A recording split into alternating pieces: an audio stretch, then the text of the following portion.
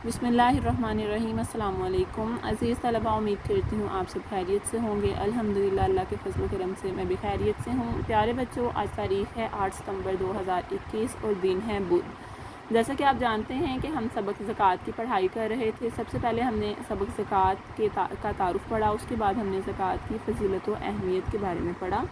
तो आज हम सबक ज़कात की अहमियत व फ़जीलत के बाद ज़कात के फ़वाइद और माशरती असरात के बारे में पढ़ेंगे।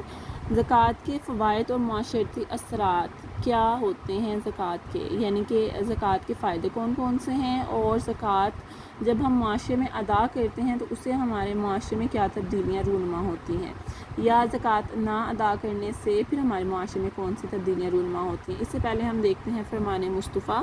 फ़रमान मुस्तफ़ा क्या है कि सदका गुनाहों को ऐसे मिटा देता है जैसे पानी आग को बुझा देता है। जैसे कि प्यारे बच्चों, आप अच्छे तरीके से जानते हैं कि आग जो है जब बहुत ज़्यादा फैल जाती है तो उसको बुझाने के लिए कौन सी चीज़ इस्तेमाल की जाती है? पानी।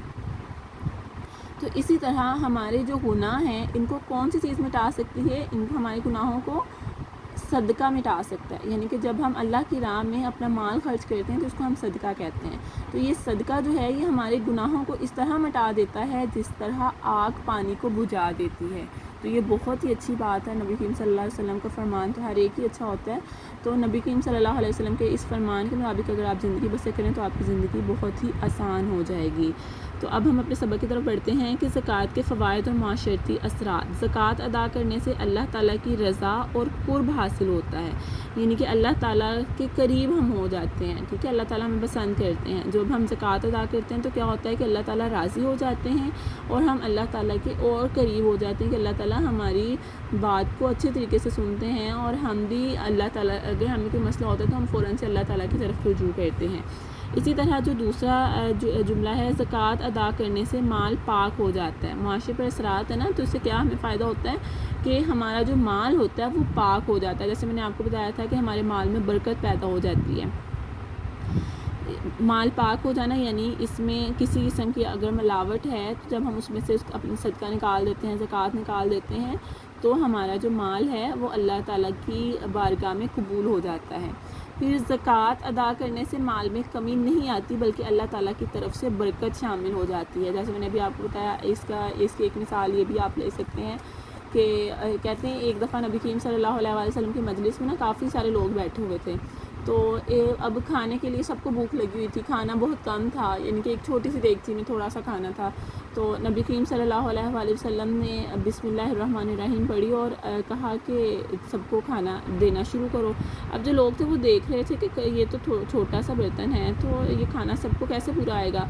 लेकिन नबी करीम सल्लल्लाहु अलैहि वसल्लम ने फरमाया बिस्मिल्लाहिर्रहमानिर्रहीम पढ़ें और शुरू करें और सबको खाना तकसीम करें। और वो कहते हैं कि वहाँ पर बैठे सब अफराद जो थे उनके पेट भर गए और सब ने जी भर के खाना खाया, लेकिन जो खाना था वो अभी भी उसमें मौजूद था। यानी कि जैसे जैसे वो खाना निकालते उसमें बरकत पैदा होती थी, उसमें वो खाना ख़त्म नहीं हुआ बल्कि उसमें इतनी बरकत पैदा होगी कि सब के खाने के बावजूद भी जो खाना था वो अभी बचा हुआ था। तो इसको कहते हैं माल में बरकत हो जाना। यानी कि आपकी जो थोड़ी सी चीज़ भी होती है ना, उसमें जब बरकत पैदा हो जाती है तो वो इतनी ज़्यादा हो जाती है कि बहुत ज़्यादा से भी उसमें ज़्यादा बरकत पैदा होती है, कि बहुत ज़्यादा भी हो ना वो कम पड़ जाती है, लेकिन ये थोड़ी चीज़ भी जो है वो ज़्यादा के बराबर हो जाती है। तो इसको कहते हैं बरकत शामिल हो जाना। फिर ज़कात अदा करने से इंसान का दिल माल की मोहब्बत से पाक हो जाता है। ये जो हमारे अंदर हवस होती है ना कि हम पैसे जमा कर लें, इतने रख लें, इतने बढ़ा लें, इसको इतना कर लें, ये एक हवस होती है ये माल की, कि हमारा जो माल है वो हमारे पास इतनी मिकदार में आ जाए।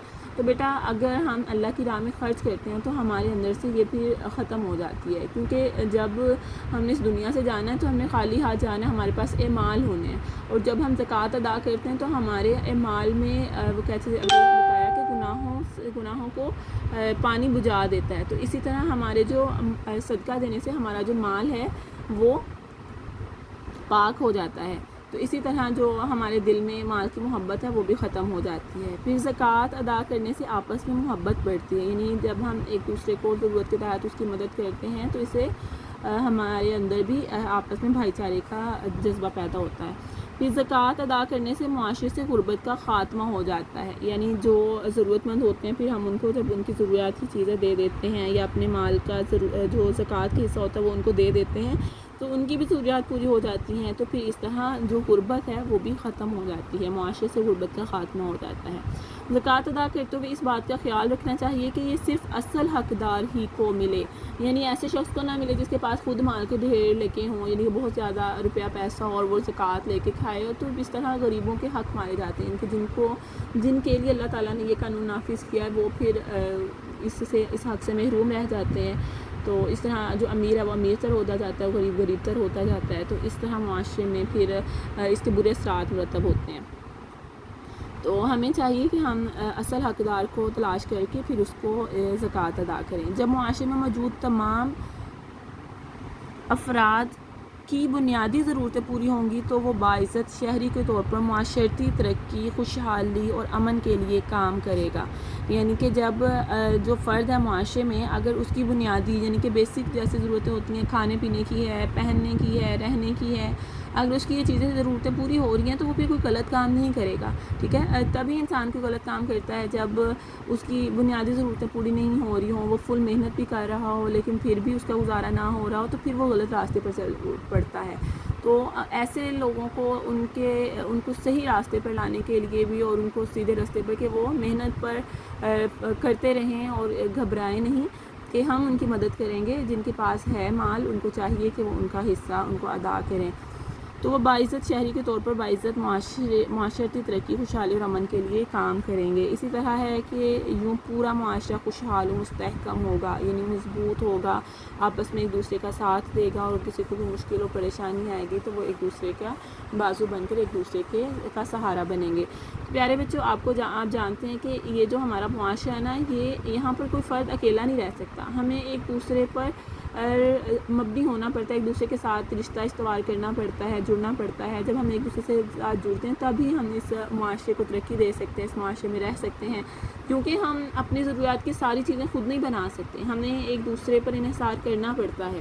تو اسی لیے ہمیں چاہیے کہ ہم ایک دوسرے کی ضروریات کا خیال رکھیں اور جس شخص کو جس چیز کی ضرورت ہے اس کی وہ ضرورت پوری کریں۔